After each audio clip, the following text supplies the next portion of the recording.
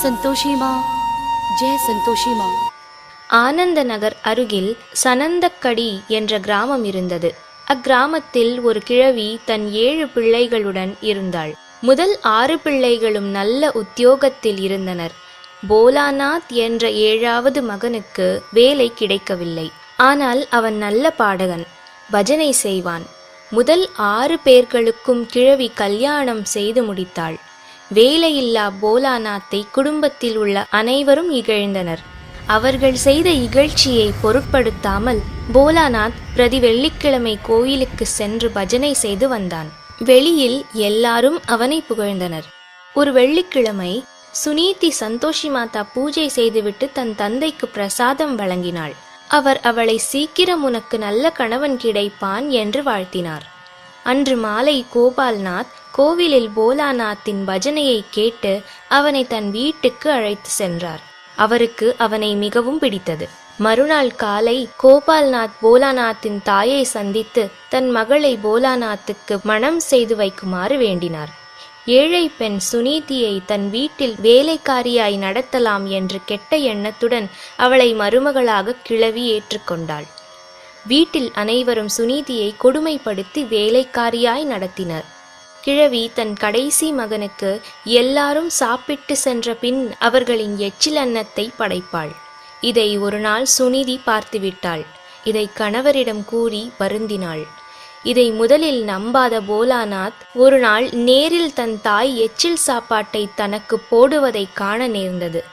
வேலை செய்யாதது தான் இதற்கு காரணம் என்று தீர்மானித்து வீட்டை விட்டு வெளியேற தீர்மானித்தான். சுனீதியிடம் தான் வேலை தேடி செல்வதை கூறி அவளை அவள் பிறந்த வீட்டிற்கு செல்ல அனுமதி அளித்தான். அவள் இவன் திரும்பும் வரை அங்கேயே இருப்பதாய் கூறி விடை கொடுத்தாள். அவன் ஞாபகார்த்தமாக ஏதேனும் கொடுக்கச் சொன்னாள். அவன் தன் விரல் மோதிரத்தை அவளிடம் கொடுத்தான். அவன் வீட்டை விட்டு சென்ற தினம் முதல் சுனீதியை மாமியாரும் கணவனின் மன்னிமார்களும் கொடுமைப்படுத்தினார்கள். எல்லா வேலைகளையும் அவளே செய்ய வேண்டி வந்தது. அத்துடன் காட்டுக்குச் சென்று விறகு கொண்டு வரவும் செய்தார்கள். அவளை மாட்டுத் தொழுவத்தில் வசிக்கச் செய்தனர். போலாநாத் பசிதாகத்தோடு நடந்து கொண்டே சென்றான். 2ஆம் நாள் அவன் மாதவன்பூர் என்ற ஊரை அடைந்தான். மாலை நேரம் கடை வீதி வழி நடந்து செல்லும் சமயம் சில லேவாதேவி கடைகள் தென்பட்டன. அந்தி நேரமானதால் ஒரு கடையை தவிர எல்லா கடைகளையும் மூடிவிட்டார்கள். திறந்திருந்த கடையின் முதலாளி தனியாக உட்கார்ந்திருந்தார். திருடன் ஒருவன் அவர் பின்பு பதுங்கி வந்து ஒரு கைத்தடியால் அவரை அடித்து போட அவரை குறிபார்த்து வந்து கொண்டிருந்தான். இதை பார்த்த போலாநாத் தன் உயிரையும் மதியாமல் திருடன் மீது பாய்ந்து திருடனை விரட்டினான். திருடன் ஓடியதும் கடை முதலாளி போலாநாத்தை நன்றி கூறி அவனை பற்றி விசாரித்தான். எல்லாம் தெரிந்து போலாநாத்துக்கு தன் கடையிலேயே வேலை கொடுத்து அவனை சமபங்குதாரனாய் செய்தார். அன்றிலிருந்து போலாநாத் கடுமையாய் வேலை செய்து வியாபாரத்தை வளரச் செய்தான். முதலாளி சந்தோஷத்துடன் கடையின் முழு பொறுப்பையும் போலாநாத்திடம் கொடுத்துவிட்டு க்ஷேத்ராடனம் சென்றார். போலாநாத் கடையை நன்கு மேற்பார்வை செய்து பணம் பெருகச் செய்தான். இவன் இவ்வாறு இருக்க அங்கு சுனீதி பல துன்பங்களுக்கு ஆளானாள். சந்தோஷி மாதா பூஜையை மாத்திரம் விடாமல் செய்து வந்தாள். பூலோகத்தில் அனைவரும் சந்தோஷி மாதா விரதங்களை செய்து வருவதை பார்த்த 3 தேவிகளும் போலாநாத்தை பரீட்சை செய்ய எண்ணினர். அவனை வெற்றியடையச் செய்து பெரியவனாக்கி சுனீதியை மறக்கச் செய்ய எண்ணினர். போலாநாத் கடை வேலைகளிலேயே தன் முழு சமயத்தையும் செலவு செய்து சுனீதியை மறந்தான். சுனீதி வீட்டு வேலைகளை செய்வதுடன் தினசரி காட்டுக்குச் சென்று விறகு சேகரித்து வரத் தொடங்கினாள். வீட்டில் மாட்டுத் தொழுவத்திலேயே வசித்தாள். ஒரு நாள் காட்டிலிருந்து விறகு கொண்டு வரும் பொழுது அருகில் ஒரு ஆலயத்திலிருந்து மணி ஓசை கேட்டது. அவள் ஆலயத்துக்குச் சென்று பார்த்தாள். அங்கு சில பெண்கள் சந்தோஷி மாதா விரத பூஜை செய்து கொண்டு இருந்தனர். கதையையும் படித்தனர். சுனீதி ஒரு ஓரமாக நின்று கதையை கேட்டு அவர்கள் கொடுத்த பிரசாதத்தையும் எடுத்து கொண்டாள். அவர்களிடமிருந்து சந்தோஷி மாதா விரதம் செய்யும் விதத்தையும் கேட்டு அறிந்தாள். பூஜை செய்யும் விதத்தை ஒரு பெண்மணி அவளுக்கு சொன்னாள். சந்தோஷி மாதா பூஜை செய்வதால் பல நன்மைகள் உண்டாகும். பிரிந்த கணவன் வருவான், கல்யாணம் ஆகாதவருக்கு கல்யாணம் ஆகும், சந்தான பாக்கியம் உண்டாகும், செல்வம் பெருகும். துர்கா, லக்ஷ்மி, சரஸ்வதி 3 தெய்வங்களின் அருள் பெற்று பிறந்தவள்தான் சந்தோஷி மாதா. ஆகையால் மனோவலிமை, செல்வம், கல்வி எல்லாம் சந்தோஷி மாதா அனுகிரகத்தால் விரதம் அனுஷ்டிப்போருக்கு கிடைக்கும். விரதம் செய்யும் முறையை கூறுகிறேன் கேள் என்றாள். சந்தோஷி மாதா பூஜை செய்ய செலவு மிக குறைவு, சுலபமாகச் செய்யலாம். வீட்டிலோ கோயிலிலோ பொது இடத்திலோ ஒரு அமைதியான இடத்தில் பூஜை செய்ய வேண்டும். தூய்மைதான் முக்கியம். இந்த விரதத்தை வெள்ளிக்கிழமை தோறும் செய்ய வேண்டும். சந்தோஷி மாதா படம் ஒன்றை வாங்கி வந்து பலகை ஒன்றில் வைக்க வேண்டும். அதற்கு முன் நெய் விளக்கு ஒன்று ஏற்ற வேண்டும். ஒரு கலசத்தில் தண்ணீர் நிரப்பி மாவிலைகள் வைத்து அதன் மீது ஒரு தேங்காயை வைத்து ஸ்தாபனம் செய்ய வேண்டும். சந்தோஷி மாதாவுக்கு பிடித்தது வெல்லமும் வறுத்த கடலையும் தான். வெல்லத்தையும் வறுத்த கடலையையும் படத்துக்கு முன்பு வைக்க வேண்டும். முதலில் விக்னேஸ்வர பூஜை செய்த பின் வெல்லத்தையும் கடலையையும் கையில் எடுத்து மகா சங்கல்பம் செய்து ஷோடசோபசாரத்துடன் பூஜையை செய்த பின் சந்தோஷி மாதா கதையை படிக்க வேண்டும் அல்லது படிக்கச் சொல்லி கேட்க வேண்டும். கதை முடிந்த பின் ஆரத்தி எடுத்து நைவேத்தியம் செய்து பிரசாதத்தை விநியோகம் செய்யணும். கலச நீரை உட்கொண்டு வீடு முழுவதும் தெளிக்க வேண்டும். மீதமுள்ள நீரை துளசி செடியில் ஊற்ற வேண்டும். பூஜையை காலையிலோ மாலையிலோ செய்யலாம். பூஜையை தொடங்கும் முன் சாப்பிடக்கூடாது. விரதம் இருக்கும் வெள்ளிக்கிழமையன்று யாரும் புளிப்பு வஸ்துக்களை சாப்பிடக்கூடாது. யாருக்கும் கொடுக்கவும் கூடாது. விரதம் பூர்த்தியான பின் ஒரு வெள்ளிக்கிழமை உத்தியாபன பூஜை செய்து அன்று தேங்காய் உடைத்து பாயாசம், பூரி, நெய்வேத்தியம் செய்து வீட்டில் மச்சினர் பிள்ளைக்கு சாப்பாடு போட வேண்டும். இல்லையேல் வேறு 8 குழந்தைகளுக்கு சாப்பாடு செய்வித்து விரதம் பூர்த்தி செய்யணும். தட்சிணை கொடுக்கக்கூடாது. புளிப்பு பொருட்களையும் கொடுக்கக்கூடாது. இவ்வாறு அந்த பெண் விரத முறைகளை சுனீதிக்கு எடுத்துச் சொன்னாள். வீட்டிற்கு வந்த சுனீதி வெள்ளிக்கிழமை தோறும் விரதம் இருந்தாள். அவள் பக்திக்கு மாதா இறங்கினாள்.